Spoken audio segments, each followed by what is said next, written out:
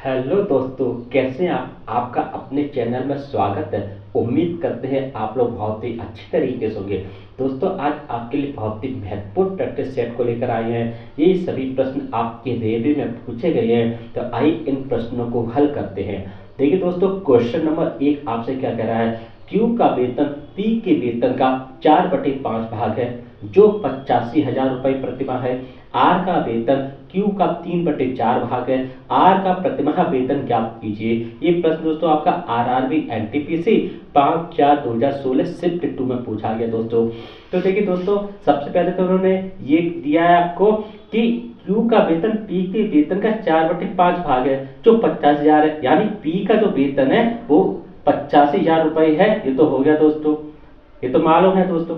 अब इन्होंने क्या कहा कि Q का वेतन P के वेतन का, यानी अगर Q का जो वेतन है तो दोस्तों वो क्या है, यानी 85,000, तो ये हो गया इंटू, यानी 4/5 भाग हो गया दोस्तों। 5 से अगर हम इसे काटेंगे तो 5 एकम 5 और 5 सत्ते 35, तो कितना हो गया, 17,000 हो गया। तो Q का वेतन कितना निकल के आया, 17 चौक 68,000 रुपए दोस्तों, ठीक है ना। अब इन्होंने कहा कि R का वेतन Q का 3/4 भाग है, तो R का प्रतिमाह वेतन ज्ञात कीजिए। अब देखिए दोस्तों, R का अगर मैं निकालना वेतन, ठीक है ना, तो अब ये तो है कितना, इंटू R का वेतन Q का 3/4 भाग है, तो 3/4 हो गया दोस्तों। अब हम यहां से अगर हम काटेंगे दोस्तों, 4 से अगर हम काटे 4 एकम 4 और 4 सत्ते 28, और ये हो गया 0। यानी R का जो वेतन है वो कितना है, 51,000 रुपए दोस्तों। ये जो है वो वेतन आया है, यही आंसर है। ऑप्शन में देखेंगे दोस्तों, सी ऑप्शन में 51,000 रुपए है, सी ऑप्शन को टिक कर देंगे। इस तरह हम लोग इस प्रश्न को हल कर लेते हैं। क्वेश्चन नंबर 2 दोस्तों आपसे क्या कह रहा है। एक चतुर्भुज के चारों कोणों का जो अनुपात है वो 3:4:5:6 है। सबसे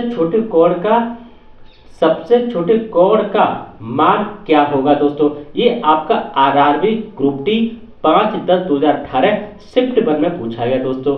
तो कैसे से हल करेंगे, देखिए दोस्तों, आपको पता कि चारों चतुर्भुज में चारों जो कोणों का जो योग होता है दोस्तों, वो कितना होता है आपका, वो होता है 360 अंश होता है, ठीक है ना।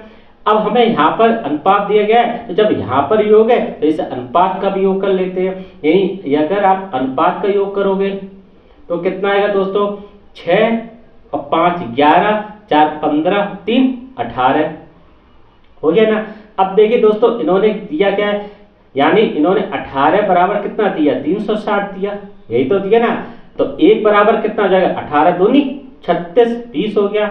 सबसे छोटा कोण कौन सा दोस्तों, 3 अनुपात वाला है। अब 3 बराबर कितना हो जाएगा दोस्तों, 60 अंश हो जाएगा। यही दोस्तों हमारा आंसर है। ऑप्शन में देखेंगे तो बी ऑप्शन में 60 अंश है, तो बी ऑप्शन को टिक कर देंगे। इस तरह दोस्तों हम लोग इस प्रश्न को हल कर लेते हैं। क्वेश्चन नंबर 3 दोस्तों आपसे क्या कर रहा है। यदि sin x - 3 cos x बराबर √3 cos x है, तो cot x का मान ज्ञात कीजिए। ये आपका RRB NTPC 31/1/2021 शिफ्ट 1 में क्वेश्चन पूछा गया दोस्तों।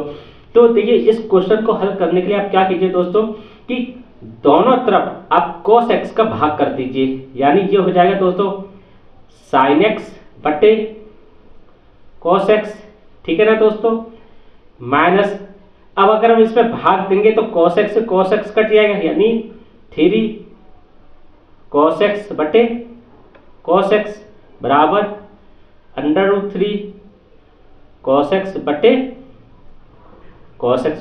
इससे ये कट जाएगा, इससे ये कट जाएगा। यहाँ ये क्या हो गया दोस्तों, ये हो गया आपका tan x। ये 3 इधर चला जाएगा तो कितना जाएगा दोस्तों, 3 प्लस √3। अब हमें निकालना मान किसका दोस्तों, cot x का। तो आपको पता है दोस्तों cot x क्या होता है, 1/tan x होता है, यानी 1/3 प्लस √3। अब आपको आंसर तो इस टाइप में चाहिए, तो क्या कीजिए आप 3 माइनस √3 का ऊपर गुणा कर दीजिए और 3 माइनस √3 का नीचे गुणा कर दीजिए। ये क्या बन गया दोस्तों, 3 माइनस √3 बट्टे ये क्या, अब a plus B A minus B यानी A square minus B square, ये कितना हो जाएगा दोस्तों 9 हो जाएगा। ये कितना हो जाएगा दोस्तों 3 हो जाएगा, यानी क्या आ जाएगा 3 माइनस √3/6। यही दोस्तों हमारा आंसर है। ऑप्शन में देखेंगे दोस्तों डी ऑप्शन में 3 माइनस √3/6 है, तो डी ऑप्शन को टिक कर देंगे। तो दोस्तों इस तरह हम लोग इस प्रश्न को हल कर लेते हैं। अब देखिए दोस्तों अगला जो प्रश्न है वो आपसे क्या कह रहा है। अगला दोस्तों क्वेश्चन नंबर 4 आपसे कह रहा है कि यदि किसी घन के एक फलक का परिमाप 24 सेंटीमीटर है, ठीक है ना दोस्तों, क्या कहा इन्होंने, यदि किसी घन के एक फलक का मान 24 सेंटीमीटर है तो उसका आयतन ज्ञात कीजिए। ये दोस्तों आपका आरआरबी ग्रुप डी 17/8/2022 शिफ्ट 1 में पूछा है दोस्तों। तो कैसे दोस्तों इसे सॉल्व करेंगे, आइए देखिए दोस्तों। अब इन्होंने यहाँ पे क्या किया, तो घन के एक फलक का परिमाप, ठीक है ना, घन के एक फलक का परिमाप होता कितना दोस्तों, घन के एक फलक का परिमाप होता 4a और दिया कितना दोस्तों ये 24, ठीक है ना, 4 6 24, तो a बराबर कितना हो गया दोस्तों 6 हो गया। इन्होंने पूछा इसका आयतन निकालना में, आयतन क्या होता है दोस्तों घन का, b बराबर कितना हो जाएगा यानी a क्यूब। अब इसका कितना हो जाएगा दोस्तों 6 का क्यूब हो जाएगा दोस्तों, और 6 का क्यूब कितना होता है 216 सेंटीमीटर क्यूब। यही दोस्तों हमारा आंसर है। ऑप्शन में देखेंगे दोस्तों डी ऑप्शन में 216 सेंटीमीटर क्यूब है, डी ऑप्शन को टिक कर देंगे दोस्तों। इस तरह इस प्रश्न को हल कर लेते हैं। अब देखिए क्वेश्चन नंबर 5 आपसे क्या कह रहा है, 2 वर्ष के अंतराल में पैदा होने वाले 3 बच्चों की औसत आयु 8 वर्ष है। सबसे बड़े बच्चे की आयु कितनी है। ये दोस्तों आपका आरआरबी जेई 24/5/2019 शिफ्ट 2 में पूछा गया दोस्तों। तो कैसे दोस्तों इसे हल करेंगे, आइए देखिए दोस्तों। इन्होंने 2 वर्ष के अंतराल में कहा ना, तो मान लेते दोस्तों x प्लस 2, ठीक है ना, और x प्लस 4, ठीक है ना, 3 बच्चे हो गए। अब इन्होंने औसत दिया, तो औसत क्या दिया दोस्तों 8 बराबर ये कितना हो जाए x प्लस 2 और प्लस x प्लस 4 बटे कितना हो जाएगा 3 हो जाएगा दोस्तों।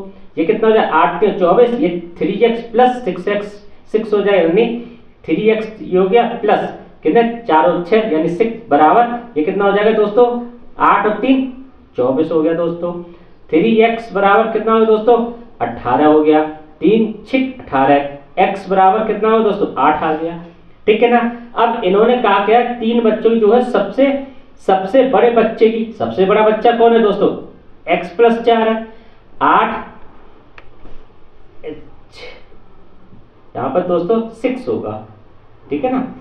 अब सबसे बड़ा का x प्लस 4 है, ठीक है ना, तो कितना होगा 6 प्लस 4 कितना होगा तो 6 4 10, और यही दोस्तों हमारा आंसर है। ऑप्शन में देखेंगे सी ऑप्शन में 10% है, तो सी ऑप्शन को टिक कर देंगे।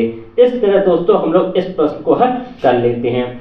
अब देखिए दोस्तों क्वेश्चन नंबर 6 आपसे क्या कह रहा है, किसी राशि पर 5% की ब्याज दर से 2 वर्ष के लिए चक्रवृद्धि ब्याज और साधारण ब्याज के बीच का अंतर 2 है, वह मूल राशि ज्ञात कीजिए, ठीक है ना। आरआरबी ग्रुप डी 29/10/2018 शिफ्ट 3 में एक क्वेश्चन पूछा है दोस्तों। कैसे इसे सॉल्व करेंगे दोस्तों, देखिए आपको पता है दोस्तों एक फॉर्मूला होता है डिफरेंस का, क्या डिफरेंस बराबर मूलधन और r बटे 100 की पावर n। डिफरेंस कितना दिया दोस्तों मैं 2 दिया है बराबर, ठीक है ना। अब मूलधन हमें निकालना है, ठीक है ना, और r कितना दिया दोस्तों मैं 5 दिया है, और 5 बटे 100 और 2 की 2 वर्ष हो गया, 5 1 कम 5 और 5 दूनी 10 0 हो गया दोस्तों, ठीक है ना। अब ये कितना हो जाएगा 2 बराबर p इंटू 2 बटे स्क्वायर है ना, तो ये 1 कट गया, तो 1 बटे कितना हो जाएगा दोस्तों ये आपका 1 बटे 400 हो गया दोस्तों, ठीक है ना। अब ये कितना जाएगा दोस्तों इधर जाएगा, तो p बराबर ये 400 जो है दोस्तों इस साइड चला जाएगा, तो 4 दूनी 800 यानी 800 रुपए जो है वो दोस्तों आपकी मूल राशि है। और इस तरह दोस्तों हम लोग इस प्रश्न को हल कर लेते हैं। हमारा जो आंसर है वो 800 रुपए है दोस्तों, ठीक है ना। अब अगला प्रश्न देखते हैं दोस्तों, अगला प्रश्न कैसे हल करते हैं। देखिए दोस्तों क्वेश्चन नंबर 7 जो है वो आपसे क्या कह रहा है, किसी संख्या में 40% की वृद्धि की जाती है, ठीक है ना, और उसके बाद 40% की कमी की जाती है। संख्या में शुद्ध परिवर्तन ज्ञात कीजिए। ये दोस्तों आपका आरआरबी एनटीपीसी, ठीक है ना, 28/12/2020 शिफ्ट 2 में पूछा गया दोस्तों। तो कैसे करेंगे दोस्तों? देखिए दोस्तों, जब भी कभी इस तरह का प्रश्न आए ना, कोई चीज बढ़ रही है और कोई चीज कम हो रही है, तो आप उसमें दोस्तों एक ही फॉर्मूला लगाइएगा। देखिए क्या कि x, अब देखिए दोस्तों यहाँ पर x तो प्लस हो गया, वृद्धि हो रही है, लेकिन कमी हो रही है, तो ये हो जाएगा दोस्तों माइनस का y। अब माइनस का y, तो यहाँ पर क्या हो जाएगा दोस्तों, x/100। अब ये फॉर्मूला लगाएंगे वैसे दोस्तों, ठीक है ना। अब देखो इसमें दिया क्या है, x में 40, माइनस का 40 की कमी भी हो रही है, माइनस 40 × 40/100 हो गया दोस्तों, ठीक है ना। 20/100 हो गया, 8/40 हो गया, इस 40 से 40 कट गया, क्या आया, माइनस का 16 आया। अब माइनस का 16 आया, माइनस का 16 मतलब क्या दोस्तों, कमी को दर्शा रहा है, तो इसका मतलब क्या दोस्तों, 16% की कमी, ठीक है ना, 16% की कमी जो है वो प्रतिशत, उन्होंने कहा शुद्ध परिवर्तन प्रश्न क्या कीजिए, 16% की कमी होगी दोस्तों। हमारा ऑप्शन जो है वो सी ऑप्शन को टिक कर देंगे। हम लोग इन प्रश्नों को आसानी से और के द्वारा सॉल्व कर देते हैं। तो आप इस चैनल को लाइक जरूर कर दीजिएगा। लाइक करने के साथ दोस्तों इस चैनल को आप सब्सक्राइब जरूर कर लीजिएगा। अगले प्रैक्टिस सेट में फिर आपसे मुलाकात करेंगे। नमस्कार दोस्तों।